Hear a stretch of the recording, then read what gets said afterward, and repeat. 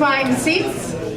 There may be some extra chairs. I don't know if there are, but if that's necessary, there are extra chairs through here. There's some coming out right now if necessary. Good. I'm Jan Spragge, and I'm honored to be moderator this evening. And I know this has been a well-publicized and a much anticipated event, so I'm looking forward to it. Thank you very much for attending this Port Hope mayoral debate. I am going to be moderating. I'll be asking the questions, and there will be questions from the floor later. But before we get started, a little bit of housekeeping. Cell phones, please off or in a vibrate position. The washrooms are over here, men's and ladies. Fire exits to the back on both corners, as well as over here. So please make sure you know where they are. And the debate tonight is between Mayor Bob Sanderson and Councillor Terry Hickey. If I could ask them to come forward, please.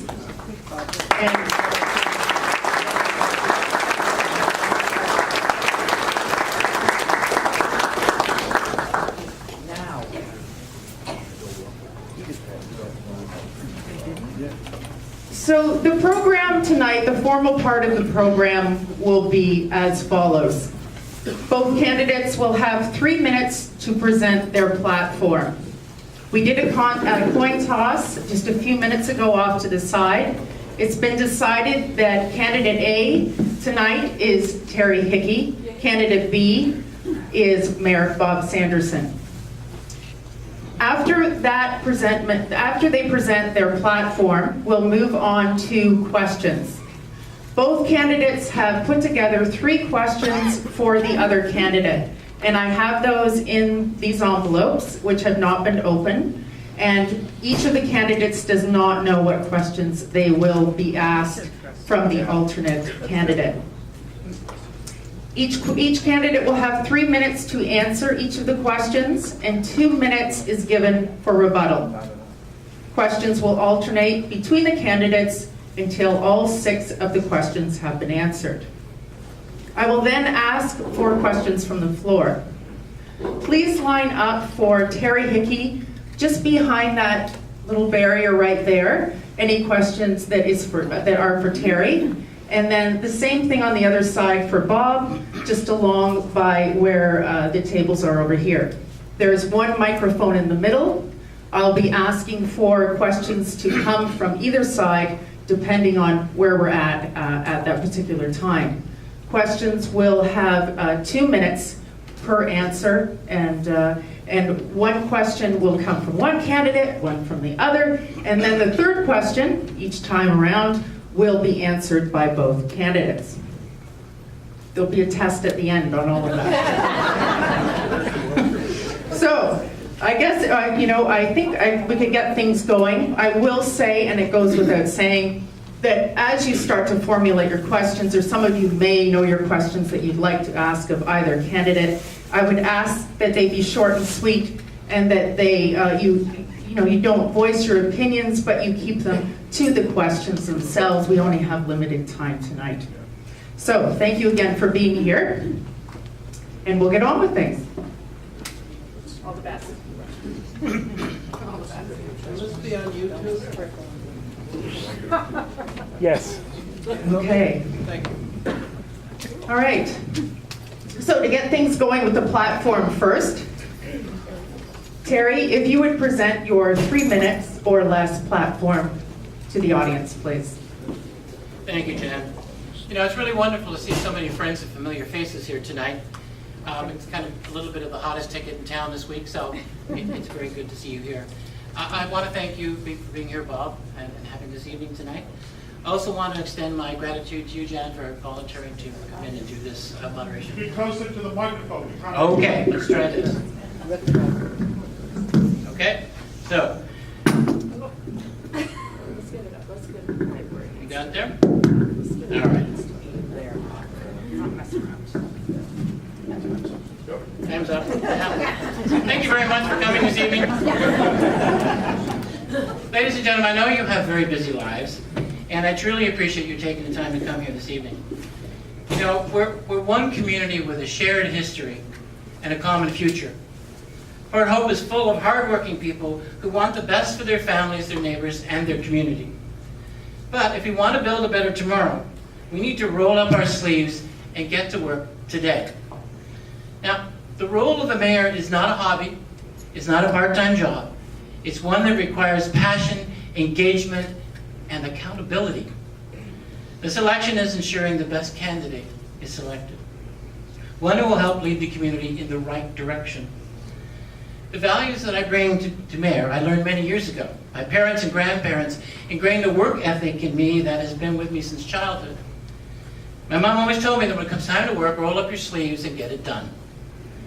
Those who know me know that since my very first days here in this community, I followed my mother's advice and pitched in to help anytime that I could.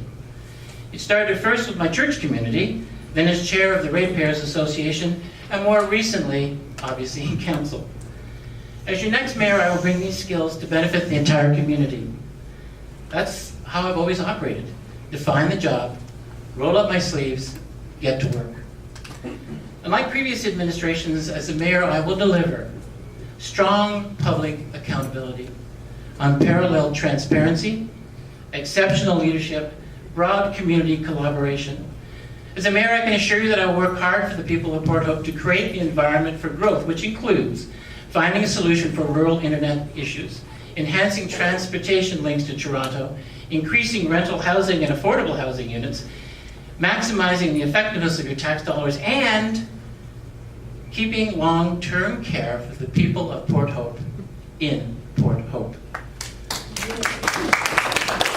I've spoken with many people throughout the municipality, and they believe that Port Hope needs a leader. A new mayor can not only deliver a strong vision, but one who knows how to roll up their sleeves and get things done. I'm passionate about solving problems and creating opportunities for those of you who live in Port Hope, and that means urban and rural. The young at heart, new residents, and those who have been with us for generations. Our community needs a leader who shows up each and every day for work, passionate about helping Port Hope realize a bright and prosperous future. Thank you for being here tonight.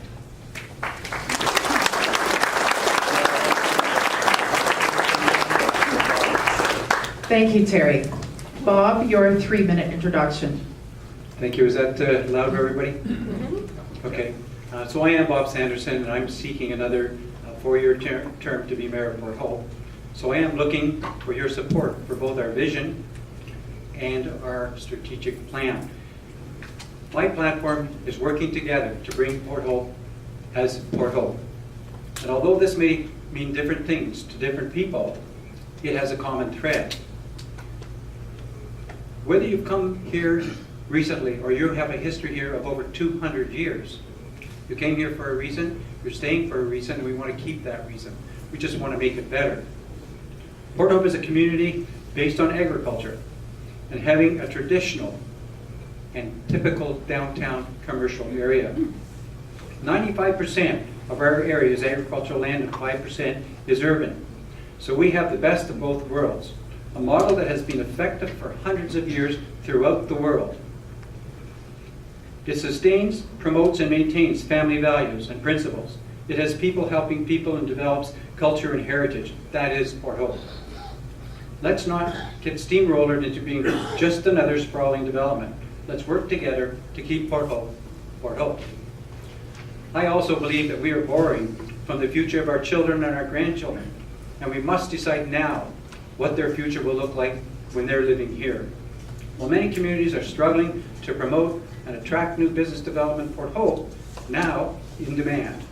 But we need to manage our economic opportunities to ensure they reflect our strategic long-term goals. 4 years ago, I ran for the position of mayor, believing that I could help make a difference to our community, a community coping with disruption and unrest, and I have. I'm a veterinarian. I like to care for animals, but I also care for people, a quality I felt is needed in the political world. I've also extensive corporate experience and a background in business. I believe I have the skills to support my continued position as mayor. Over the last 4 years, we have delivered on every promise and then given some more. We have totally restructured our management team so that it is collaborative and more efficient. This reflects a saving of approximately $1.2 million over a 4-year term. We have changed our council meetings to be every 2 weeks. Again, efficiency and time. We have developed a strategic plan through public engagement that guides us forward. We've increased our business tax revenues. The business park is full, but there's more to do. And getting it done with the support of your council is going to be important. With only 2 incumbents running for re-election, we will have a majority of new councillors who are talented and passionate about contributing to our community. They deserve the opportunity to have the support of an experienced mayor, and I am committed to working with them and get to all our goals. So thank you very much.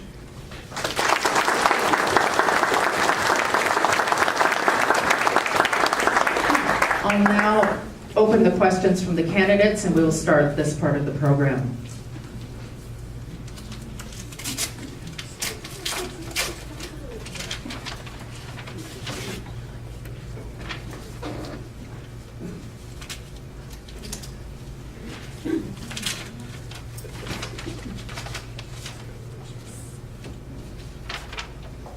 First question from candidate A, Terry Hickey, to candidate B, Bob Sanderson.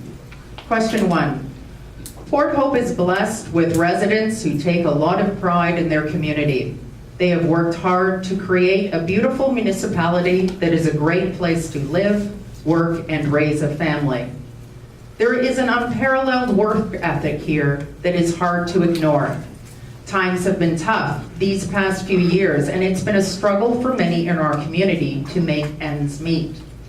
There are many residents, community and business leaders, and even members of your own council who have expressed significant concern about your long list of absences. Is it clear that you took more than 2 months of vacation last year alone? It reads, it is clear that you took more than 2 months of vacation last year alone. How can you defend this to the hard-working people of Port Hope? I'll tackle that one happily. I do take vacation. I don't think I took 2 months. I have been off ill for a short period. The interesting thing about that sort of a question, it indicates to me micromanagement. When you have a team around you, you build a team around you, you give them space to grow, you allow them to make their decisions. I am not in the office every day. I don't need to be in the office every day. Some of what is being referred to as vacation might well be, and probably is, visits to Ottawa, the Canadian National Nuclear Association meetings, other conferences. A lot of our business is done through networking, the provincial government, the federal government. So I'm not sitting in the office every day, but when I'm sitting in the office, the door is open, unless I'm meeting with you and you want it closed. I'm accessible and I respond to all emails. So the micromanagement probably is a big difference between my management style and Mr. Hickey's.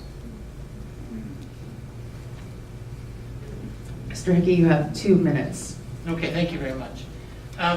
Interestingly enough, I did ask the municipality for information on your vacation time. And I do understand that you were ill back, I believe it was 2016. My reference point is actually to 2017. And the information I have indicates that vacation days, your time away on vacation of 60 plus days in the first 6 months of 2017. So your absence has been noted by your colleagues, council, staff, residents, and residents of the community, even they know.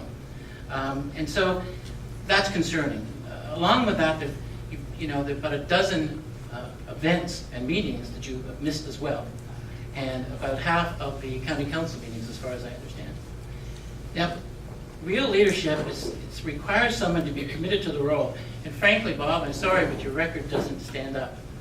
As mayor, I can assure you that I'll work hard for the people of Port Hope and will accomplish the following. Again, I'll repeat it.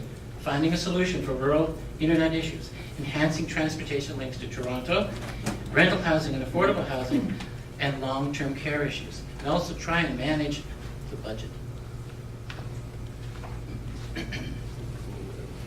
We will now move forward with the first question from candidate B to candidate A, candidate B being Bob Sanderson, candidate A being Terry Hickey. Question number 1 for Terry.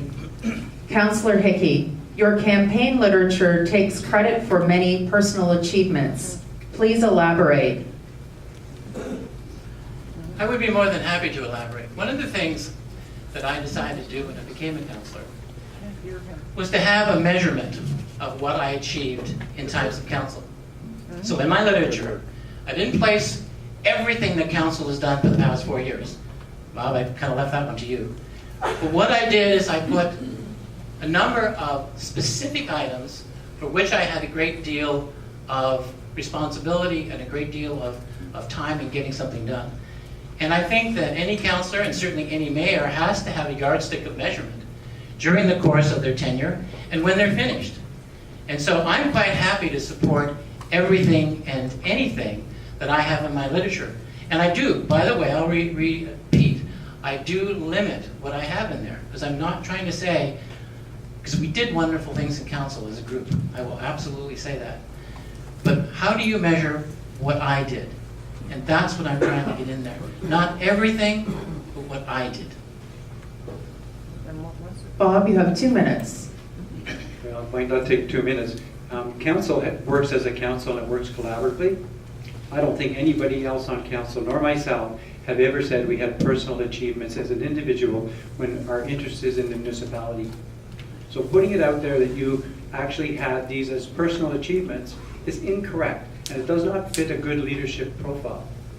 The staff gets the job done. You, the people, ask us and tell us what we would like to have done. We formulate that and council gives direction to the staff. That's how it gets done. Each councillor has a portfolio that's a liaison between council and councillor and the department. That's how it communicates relatively well. I haven't heard one other candidate or member of council indicate they've had these personal achievements. I don't consider them personal. I think they are collaborative, and it's necessary that council works as one.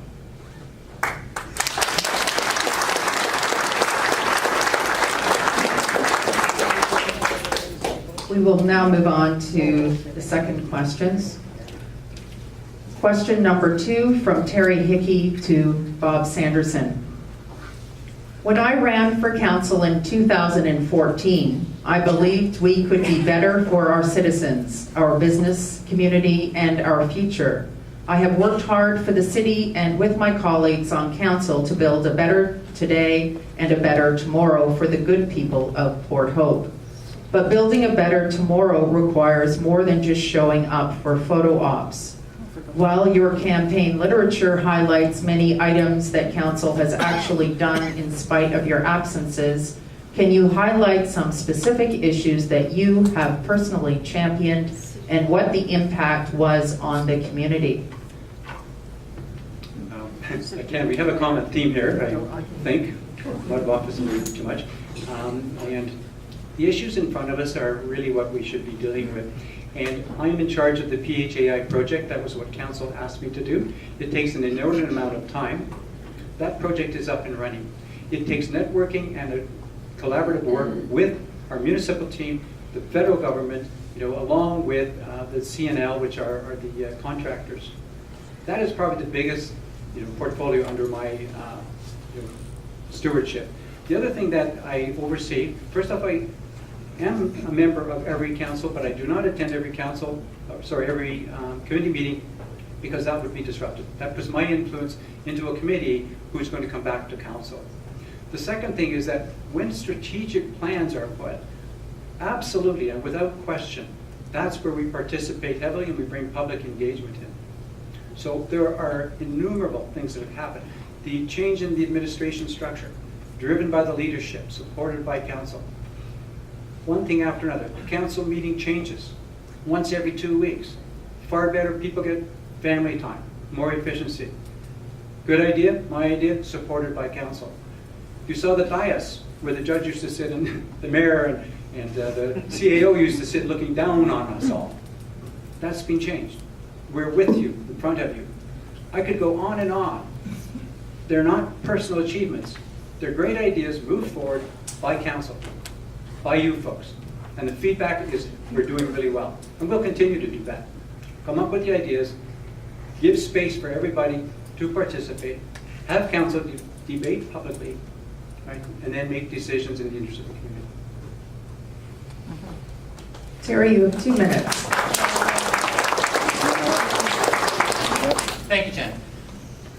This kind of takes us cycling back to the previous question, in actual fact. And I'm going to take some umbrage with the fact that an individual councillor shouldn't have some individual goals or achievements. Because one of the things is, it's not exactly the highest paying job on the planet. And when you're doing something like this, you want to have a sense of achievement. Yes, you certainly want to have it with a council group. You make your decisions that way, there's no question about that.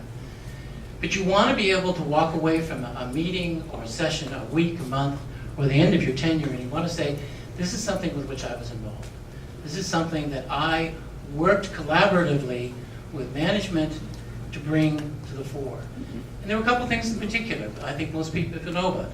I spent a great deal of time working with people on the Barrett Street Bridge. I spent a lot of time working on the transit system. In a lot of cases, riding around on the bus to be able to talk to people for several days. So the idea is, yeah, I'm going to be involved. And I'm going to be involved directly, and I'm going to say, I did something. But as a council, we made it happen. Absolutely true, Bob. But what I want to be able to do is to be able to come home, see my family, and say, this is what I was able to do. This is what we were able to do. And this is a result of hard work. And this is something that we need to continue in this community long term. This isn't something that we can stop now. So with respect to what have you done individually, this is actually a question I've been getting from a large number of residents. So all well and good, you guys have done well, but can you tell me something that the mayor personally has done? Thank you.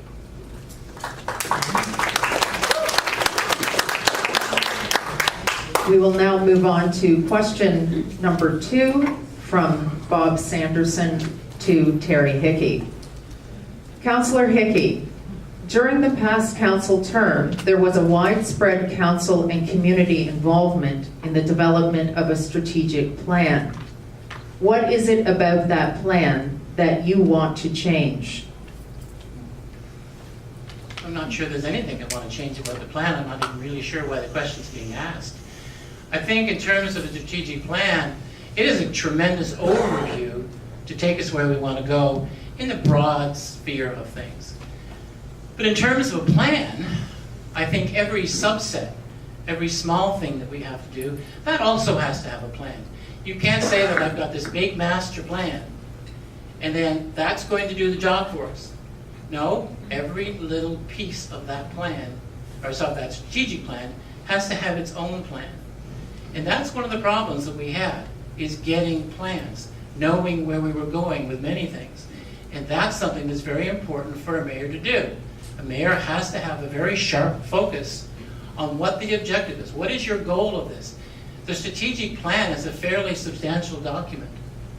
But the problem with it is not something that is always tactical.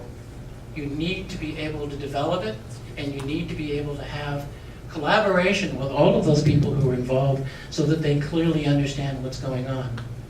So as far as I'm concerned, it's a valuable document, it's an effective document, but it's not the only thing that we need to use. We can't stop there. Thanks. Bob, you have 2 minutes. This strategic plan, by the way, is yours. It's not ours. You participated, you formed it. It isn't cut in stone. It's a living document. It guides us to our future, to our children's future and our grandchildren's. It is a guiding document. We reviewed it again towards the end of this past council, and we have an addendum. So we are reviewing with everybody, what is it that needs to be fixed? What would you like to see strengthened? That strategic document is very important. And I think if somebody's going to come in and take over a leadership role, potentially in a different manner, my expectation was you should be able to come forward and tell me what you don't like about what we've all done. I can't see anything, and it doesn't mean it's the end of the process. It is a living document. It's yours. We need to make sure that we move this forward collaboratively and together with staff and with council. It's a great document. It took a long time. There's a lot to it. And as Councillor Hickey says, it's got segments in that need to be worked on. That's what we do, right? That's what strategy is all about. You support it, you plan it. And as it's moving along, if you need to change it, you change it, right? But we change it for you, for your children, for the grandchildren. But it is a guiding document, and it's a good guideline to where we're going. When the addendum comes out, and I'll tell you where it came out mostly, we have to increase our social awareness and our social structure. We cannot just leave it to the county. The second thing that came out very clearly, somewhat environment and climate control issues. We need to do more, and we've got some good working groups paying attention to that. And that's for the next council to have a look at and decide what to bring into it. And the next council is going to be a great council. They're going to have talented, passionate people, but they need space to make the decisions and move forward. That's how you mentor good people.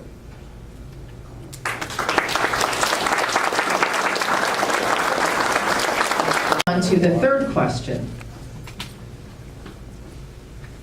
This question is from Terry Hickey to Bob Sanderson. Question 3. Bob, you have suggested that good decisions produce good results, which I tend to agree with. You have also indicated that you strongly support long-term care, business growth, and jobs. Yet, when faced with an opportunity to save our legacy of healthcare and the jobs related to it, you clearly and quickly opted not to. Dozens of families may well be impacted financially. Your decisions undoubtedly forced others to seek care services outside of the community. How do you justify this action? I'd like to comment on that because it's obviously a contentious issue within the community. My vote not to have reconsideration come forward was not a vote against long-term care. That's fact. Right? What we have is a group of citizens who have one desire. That's save an old building, a historic building of importance, and another group that is concerned about health care. Right? Long-term health care is a concern for all of us. We all support it. I am in constant contact with Southbridge up to including today. We are looking for solutions and alternatives. Right? What I think is inappropriate totally is to try to derail this process for absolutely no reason. This process will take time no matter what. Southbridge needs 2.5 years and a lot of bureaucracy to get that going. The site's not absolutely ideal. We're looking at other sites for them. So to take politically and position this, and it's quite offensive, that this is a vote against long-term care is absolutely wrong. Right? We are totally supportive of long-term care, and every councillor who voted against reconsideration did it in your interest. Every citizen here has the same right to take the process after all the information and bring it back to council. That's when that decision will be made. That building may go down, but it's absolutely wrong to derail this process in an emotional way and bring people out who are worried for their jobs, worried for their care. I'm going to need it too, sooner than most of you. So the reality is we need more, not less. I work with the county. We got 29 more long-term cares because I'm on that committee. So I take a certain amount of offense at this process that is putting people in an elective mode, making a decision on an issue that's so emotional. It should never be brought forward. We knew the vote wouldn't carry. The majority of council wants to stay with the process. And we're for long-term care.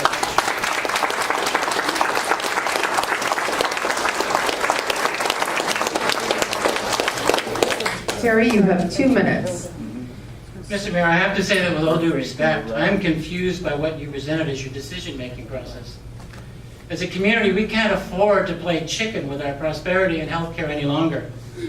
Your decision was clearly against the wishes of the community. As it stands, we're not sure how you came to the decision, but one that is clearly going to compromise our community. When it comes to choosing between saving a derelict building and jobs and providing improved health care for our community, I'll choose the latter any time. Ladies and gentlemen, as the next mayor, I can assure you that there will be broad community consultation. These kinds of decisions need to be made in full view with a full level of transparency and accountability that builds trust amongst the voters. You know, we talk about, and I've seen this particularly on Facebook, that when I put this motion to reconsider it, boy, that wasn't leadership. You knew you were going to lose. Well, I'll tell you something. Leadership is standing up for the most vulnerable people, no matter what the odds are. And frankly, this hasn't been done here. I cannot tell you how many times in the last month that I've had people come to me and say, "What are you doing? That building has to go. That long-term care facility has to be built." So, Mr. Mayor, again, with all due respect, yes, it's emotional. But it's not me playing with emotions, and it's not me leading to a social and cultural divide amongst the residents of Port Hope.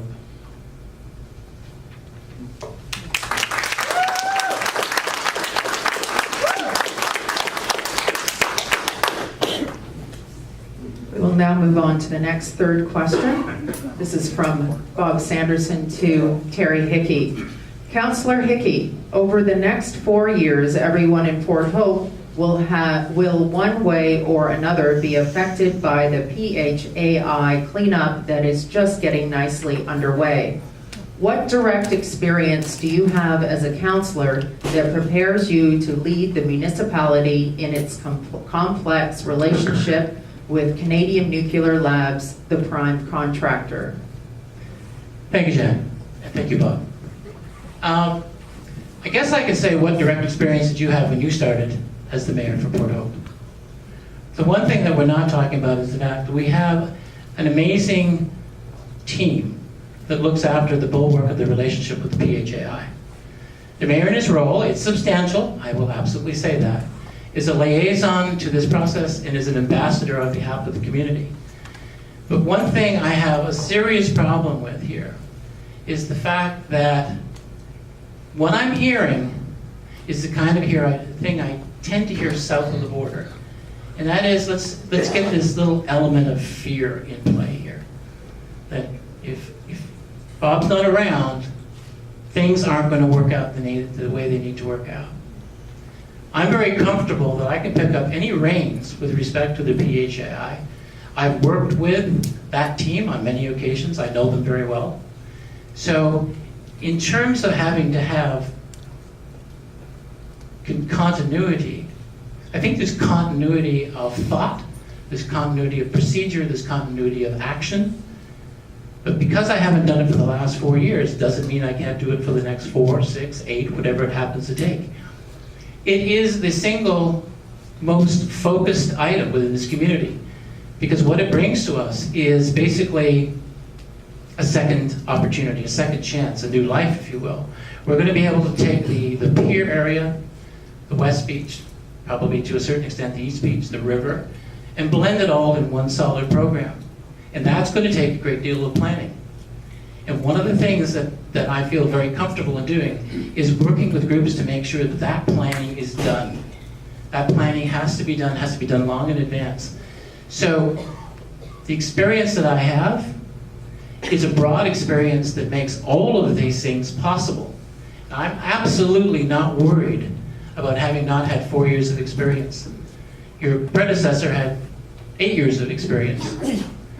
So I don't think that left you in an awkward position. So I'm very comfortable that this job will get done well, in fact, very well. And even though we may have a series of challenges, it will be in the end a successful program.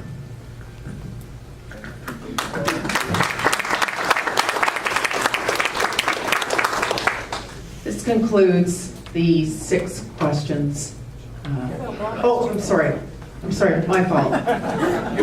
Okay, 2 minutes, Bob. Okay.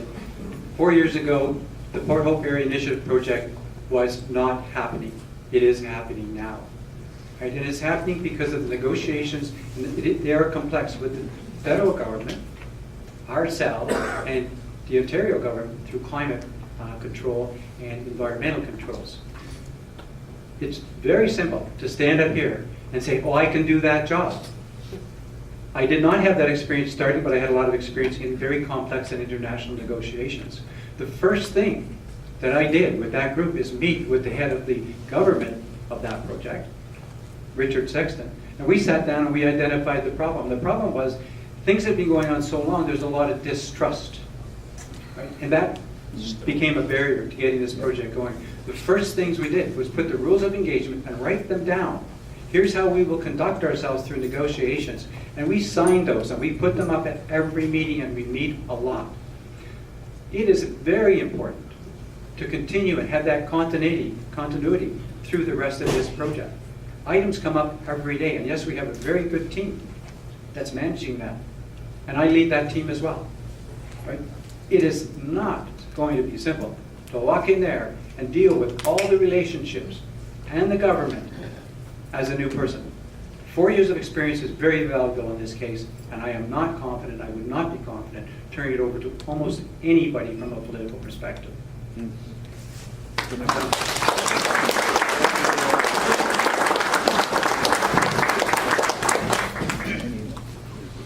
This concludes. Making sure everyone's on their toes here. All right, thank you both. Thank you. Now, are you both comfortable with your microphones, and is everyone able to hear okay at the back? Yep. Yes? Okay, all right. You're comfortable with your microphones, Harry?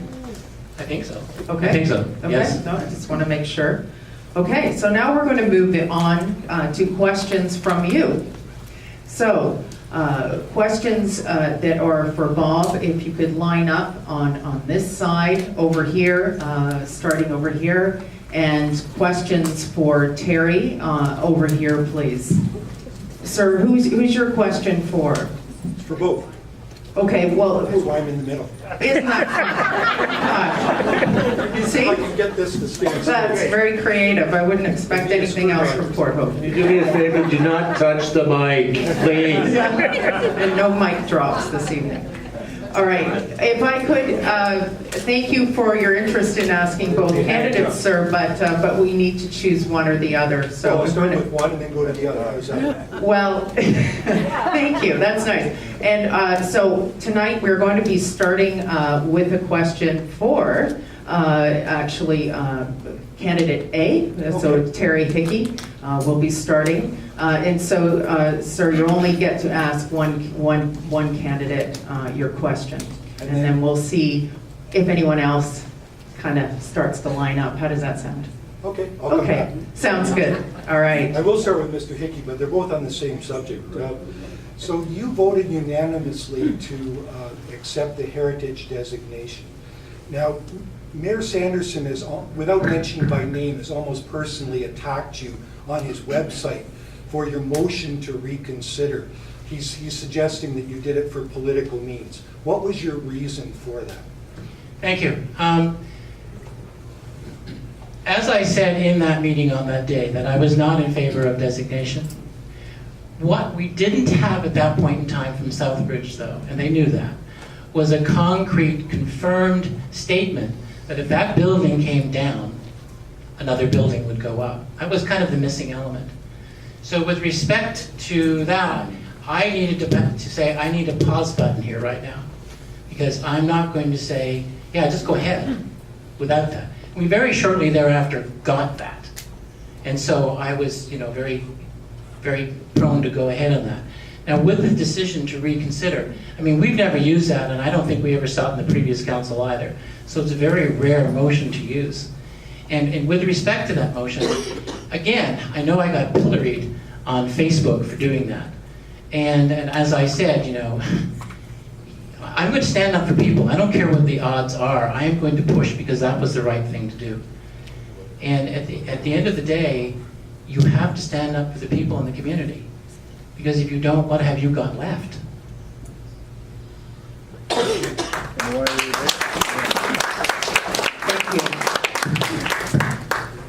All right, now a question for Bob from over on this side. If you, yes, just come into the middle now, please. Thank you. I don't want to. Okay. Okay. And 2-minute answer. Hey, Bob. Between conversations with other parents and watching exchanges online, is it up? Yeah, it's on. If you could just move in a little bit. Between conversations with other parents and watching exchanges online, there seems to be an ongoing sentiment of, why would someone who grew up here come back? This has me thinking about the town's approach to youth. I have 2 boys, both approaching adolescence, and they are very different children with very different needs.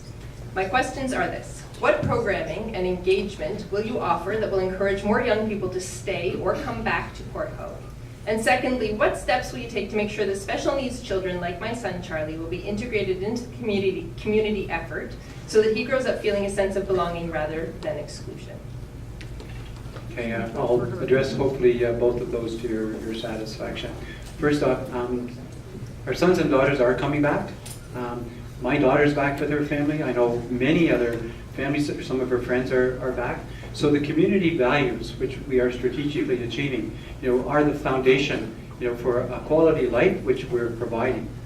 So I think it's very important to then address 2 issues. Housing is a big issue. Affordable housing, we're finding that younger people are not able to afford housing, and there's less than 0.5% vacancy rate, which means the market moves up and people, continue not to be able to afford that. We've had some discussions within the public as well. We need to make sure that we address that, actively as a community, and I think from there, some more jobs will open up. The quality of life will drive children coming back here. Keep Port Hope, Port Hope. As far as accessibility and programs for challenged children or handicapped children, I have an autistic grandson, right? And as a community, we need to embrace the value they bring to our community. And I think we have some very, Zach's here, other people are here, we have some very strong programs to support every person in this community, and particularly the young people. I do have some concern, and I want to draw them out, about our school at this point in time. I don't know the future of that school, and I have been talking to Robert O. in the military, who actually I talked to about getting them down here for the bridge, about potentially bringing a cadet program back into Port Hope. So we need to expand our programs, get higher admissions into the schools, so it'll continue to serve our students. I do think from our accessibility and from the community involvement we have, that's what drives our value. Whether it's an elderly person or a younger person is immaterial. Our social structure needs to support everybody. Thank you. Thank you for your question. We will now take a question for Terry Hickey. Are there any questions for Terry? Any questions for Terry? We have one right here, this gentleman right here. Okay. There you go. That's great. And I did see some other hands go up. If there are accessibility issues, please let us know. But otherwise, if you could just line up on this side if there's questions for Terry, and then we'll be able to take them right away. Thank you. Terry, I'm over here. Okay, thank you. Yes. Well, okay. Thank you. Now, Terry, you have made the designation of the hospital buildings marquee issue in your campaign. Yes. And from what I understand, and having talked with you quite a bit on this subject prior to the election, that your concern is the preservation of jobs and the quality of long-term care in Port Hope. And I would like to address both of those issues very briefly with you. And one is to realize that the quality of long-term care is mandated and will be mandated by the province. Any long-term care beds in Port Hope will be of first quality. And the second thing I'd like to draw to your attention is at the September the 5th meeting. Sorry, sir, just one question, please. Oh, okay, all right. Thank you. It's 2 points to ask the question, okay? The other point is at the December the 5th meeting, Keith McIntosh clearly stated that if we cannot build at the Hope Street site, we will have to find another site either in or around Port Hope, which is what we would like to do. That's at minute 21 of that meeting. Okay, thank you. That is precise. So my question is then, it appears to me that the future of long-term care in Port Hope is not in the danger that you portray it to be. Am I wrong or am I right? Minutes, Terry. Thank you. I think it is in danger, and I think it's a matter of timing. I mean, as I said earlier, Southbridge a year ago indicated to us that that building would have to go down. They were very straightforward about that, so we knew that going into it. So when it came time to get to a vote, which wound up being extremely quick, with the intent to designate, and we didn't have enough information, one of the problems is that threw a monkey wrench into everything. Because we kept going back and forth. Well, how can you use the building? Well, we can find some compromise. You've got to be able to use the building. We've got architects that say you can absolutely use the building. Fundamentally, you cannot use the building.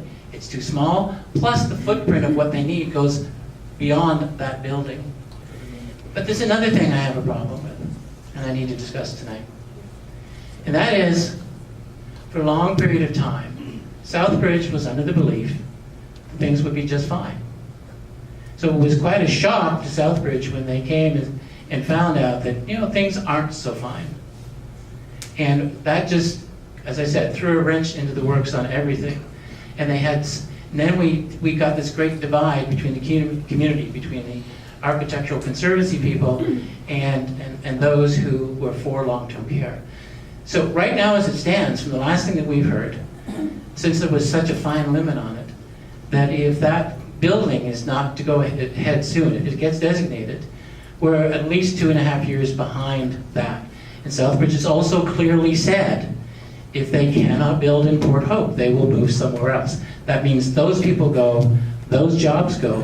I've had a number of people call me worried about what their lives are going to be like 2 years from now. It's not, Bob's right, it's not going to be imminent, but it's going to be 2 years down the road. So how do you plan for that?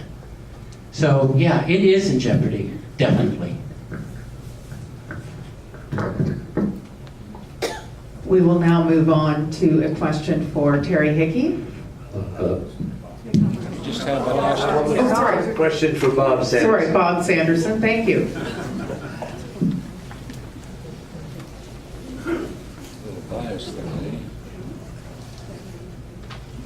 Bob, Terry, thanks for doing this tonight. Jan, thank you for being there. I had intended to ask both of you, however, here we go.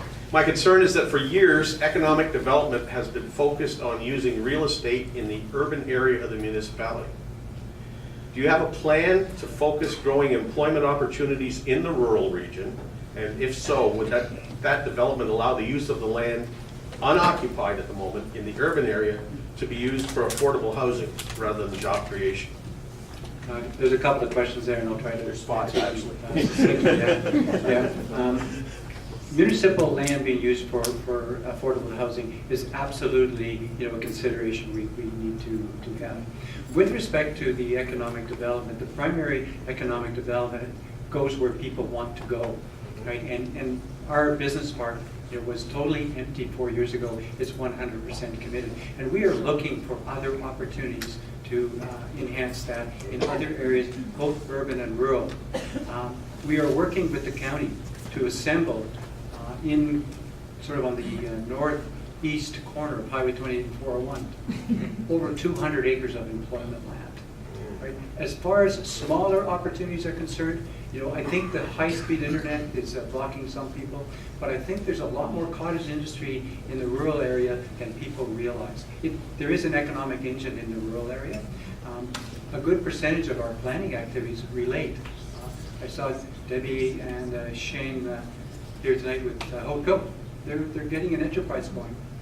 These are being supported by the community. So I think the rural area needs to stay rural.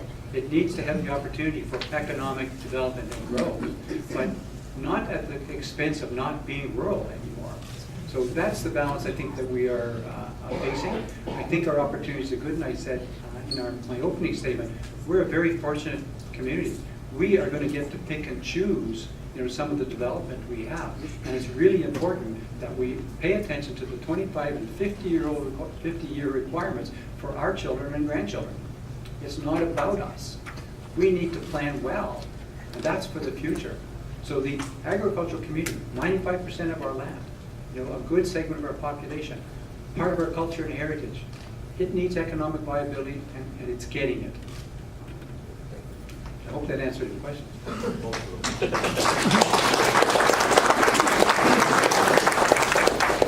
We now are moving to a question for both candidates, which will come from this side of the table. For both, or? Yes, if both candidates will be asked to answer this question. Is that appropriate? That's No, not appropriate. Divided and said it should be specific That's- to one or the other, and I'm. That's correct. Okay, all right, just one moment. Terry, should we just keep going back and forth? Is that agreeable as opposed to having something answered by both? Or would you prefer? I don't mind taking one more question, but I think we're missing an opportunity for some rebuttal with one another here, which I think would be healthy. Yeah, there isn't, right, yes. First, we're also running out of time. So let's go ahead. We've still got quite a bit of time left. Why don't we, if it's okay, we will go ahead with a question for Terry, and then if anyone has a question that is for both candidates, yes? Okay, then that will follow, if that's agreeable to Bob and Terry. All right, good, because that wasn't agreed upon initially. Okay, so this question is for Terry, 2 minutes. Thank you. Hi, Terry. Susan Lago. In a democracy, the people that we elect have to protect every individual's view on a particular subject. With the case of the long-term housing and the hospital, although for some people, the idea that designating it as a heritage building versus just saying rip it down and let them build, that actually flies in the face of democratic proceedings and actually representing all of the people in the municipality. So by trying to derail due process, you are in fact not representing all of the people of this municipality. So my question to you is, this being just one example of where you want to cut corners and derail due process, Please. it's a slippery slope. Do you intend to do that again when some other topic comes up that divides the community rather than representing everybody? If I and could following ask the you just to process? move to the actual question. That's the question. Is he Okay. going to I think we derail got the the question. process or let all of the, let the process continue and have everybody represented and see what really happens and follow the democratic rule of law? Okay, and I'm actually really glad you asked me the question, and I'm glad you asked it in the fashion that you did. In terms of when we made the decision for the intention to designate, we in fact really didn't follow proper procedure. You know, and it really points to what you're talking about. There was no collaboration with the entire community on this at all. So what would happen is council came to a decision in a very limited fashion. So you're absolutely correct. We did not do that. But you're trying to slide into, gee, am I going to be doing that on other things? Absolutely not, because that really doesn't come into play. What does work here, and why I had a motion to reconsider, is because we didn't do the exact thing that you wanted us to do. So I'm agreeing with you, and I'm saying that we didn't do this right, that the long-term care was necessary, that we needed to revisit our process. That was the problem. We didn't do the process right. So I don't believe we came up with the right solution. And that's a whole nother discussion. But going to what you said, and just what you said, you're 100% correct. We need to do that process. We need to respect democratic rights. That wasn't done. We had one lobby group that severely pressured this council to move forward on that. Thank you.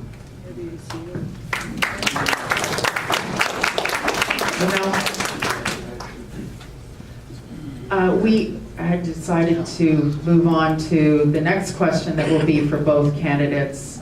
Thank you. Okay, so this question will be answered by both candidates. Bob will go first, and Terry will go second on this. Thank you. So it's Debbie Beatty from Critical Mass, the Center for Contemporary Art. Back in 2012, Port Hope commissioned a cultural study which identified a need for cultural spaces and facilities. Due to the PHAI cleanup, the ACO Little Train Station has an opportunity to be moved into Vent Lane.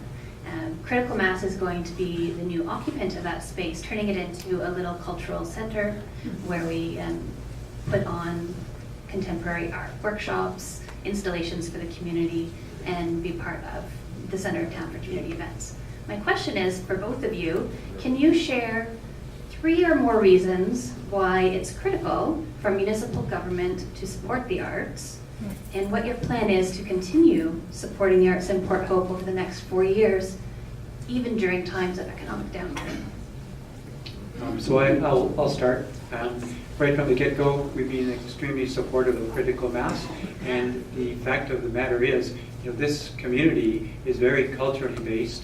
We have a heritage of culture. We have a plethora of artists who live here, who write here, and I think they get the support of the community. They get some support from council because that is called funding, right? But the other support is, the actual support mechanisms.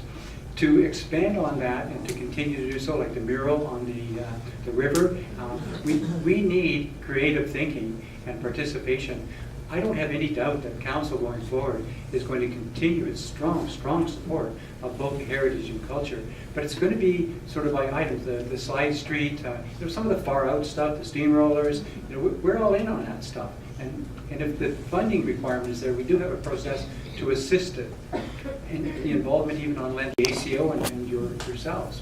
And by the way, I do have a little sculpture for that little train station. It's a kind of a neat thing. You'll see it when I get here. Did that answer your question? Mostly. Terry? Thank you. Actually, I can remember having a conversation very shortly after we came to office with Orly, and she was talking about critical mass. She was talking about all the things with which she was involved. We are an arts and entertainment community, so support of the arts is critical. Because one of the things the arts does with Cultivate and with all of the other things that we do around here, arts provides a huge engine for community development. Community development leads to further economic development. So it is an engine of growth. So by all means that we do have to support that. Which means, I think one of the other things that we have to drive at too is that I believe that we have to start bringing the arts community together.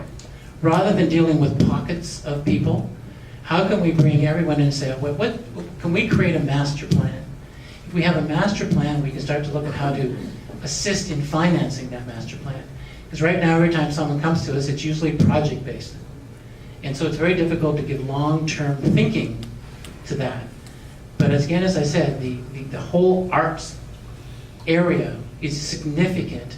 I mean, we moved away from antiquing in Port Hope to coming here for art, culture, food, and we need to make that a very powerful presence within Port Hope. Thank you. Thank you for the question. The next question will be for Bob Sanderson.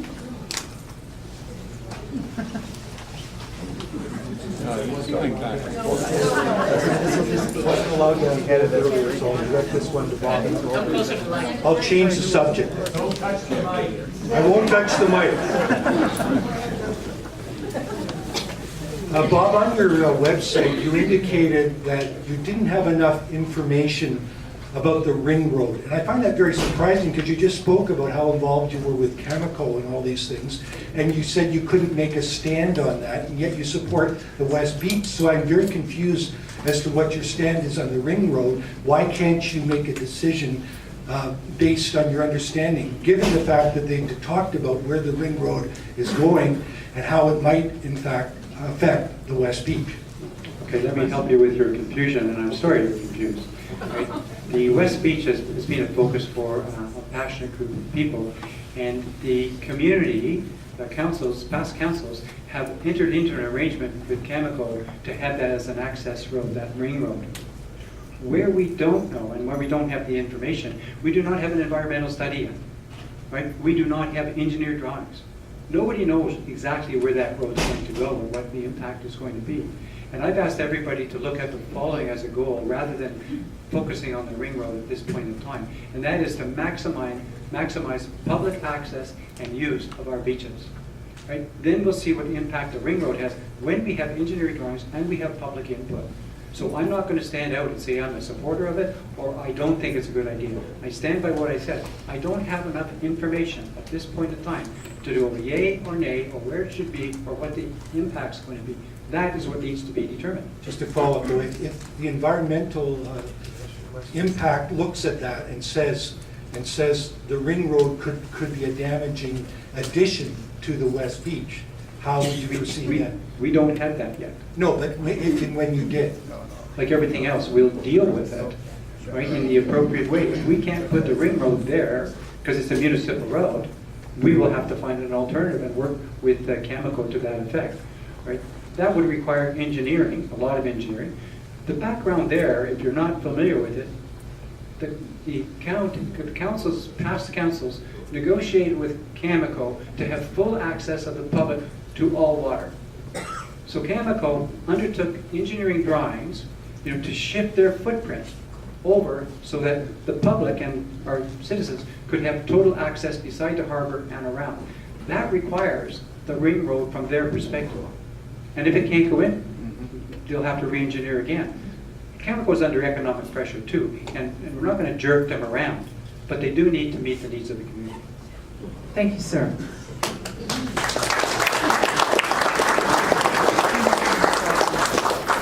Now I have a question for Terry Hickey.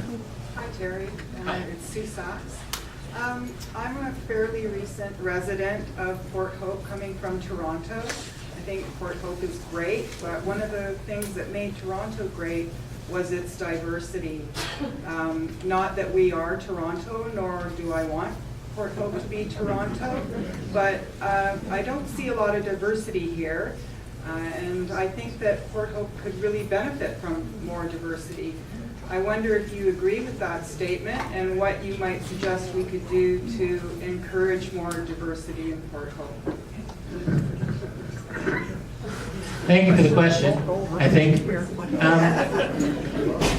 I agree absolutely with you that diversity is important, and that's something that you certainly see clearly in Toronto around every corner that you go to. I think we are becoming a little bit more diverse in here. We certainly do see different people moving in. In terms of plotting a course to attract diversity, I think what that really implies is that we have to take a look at our kind of economic development. What kinds of people do we want to drive in here to do business? Because in a lot of cases, some people come in here with small businesses. In a lot of those cases, we're getting people who have maybe not been in Canada all that long, or we're getting all sorts of different people. I don't know whether you can really, anywhere, kind of put that out there, but I think if you make the community a great place to come to, that all sorts of people will come, and we'll probably achieve what it is you're looking at. It may take a little bit longer than the average place, because we're an hour and a half outside of the GTA, so we don't have the same mix of people here. But I absolutely agree with you. A broad mix, great diversity, really makes for a healthy environment. So thank you for the question.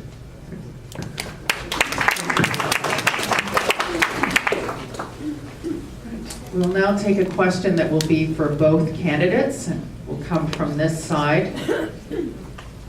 And I'll ask that Terry answer this first 2 minutes, and then Bob will have 2 minutes. Go ahead, sir. Biggest issue, as far as I can see, for moving forward with our municipality is the rift between Ward 1 and Ward 2. Over the next 4 years, do you have a plan to heal the rift? And do you even know what the questions are, or what each side is looking for or feels neglected on? Again, thank you for that question, because that is a highly relevant question to what we've got here. In terms of speaking with a number of people out in the rural ward, as we kind of now refer to it, you're absolutely right. There is a sense out there of disenfranchisement. There is a concern that they're kind of a second class. And I'm going to correct you a little bit, Ed, because I don't think there's a problem between Ward 1 and Ward 2. I think what there is, I don't think is Ward 1 thinks about it in that sense. And I don't think that the people out in Ward 2 are necessarily looking at the residents of Ward 1 as a problem or as opponents or anything. But I think in terms of being part of the municipality, because the mindset is still out there for very, very many people of Hope Township, and that's referred to as Hope Township again and again and again by many, many people. I think what has to happen, and this is a question I asked several years ago of the previous council, what was done since amalgamation to bring these two communities together? I had absolute silence. I mean, literally from amalgamation in 2001, virtually nothing had been done. So there was a great feeling of alienation. I think what we have to do is we really have to have a conversation with a large number of people within the rural ward. And we have to say, okay, what are your concerns? What are your issues? What are we not doing that we could do better? And I think one of the things is communication. We just had an issue just the other day where someone came to council and was asking about the fact that what happened with respect to the vote on garbage collection out there. Well, the decision was made, but unfortunately that information did not get communicated out to the rural people. So again, this really goes back to communication. If we're not communicating, they'll always feel alienated. Bob, 2 minutes. Thanks, Ed. From my perspective, we have one community. We are agriculturally based, as I said in my opening remarks. I do not think we are a divisive group. I think there's been divisive issues and concerns. But if you look back historically, Hope Township, as it was, had its offices in the municipality on Walton Street. And most people I talk to, unless you want to inflame them or you're trying to poke them somehow, our structure, recognizes the value and the culture and the distinctness of the agricultural community. And the urban area feel the same way. Everybody in the urban area drives out in the rural area and enjoys it. And most, maybe there might be a couple that don't come in, but all the rural people come into the community. And sometimes I think when we're bringing these issues to the table, they're becoming issues because we're making them issues. And the community is relatively calm. We have a couple of people who definitely, I don't care what we do with them, they're going to feel disenfranchised. They're going to, be the poison pill, and they're going to create problems. The council is very aware of the cultural differences to support, in the cultures itself. The fact that the road budget is high, the fact that we are doing a lot of work, on the internet, the relationships. Probably most of the people in this room have friends or relatives in the rural area. And when anybody travels outside of Canada and you go internationally, what do people ask you? Where are you from? And what is the answer? We're from Port Hope. Right? That's where we're from, and that's who we are. Right? So the plans to move forward are exactly what we're doing, which is to recognize, acknowledge, and respect the cultural difference between urban and rural, and look at the economic drivers for it. We are working on a program right now, Deputy Mayor is working on it, where we are trying to bring in, we will bring in agricultural components and education, perhaps secondary education, relative agriculture into the municipality. So we're working well together. I'm not denying that there's always room for improvement, but we've come strides and we're going to continue to respect the two differences. Thank you. Thank you for your question.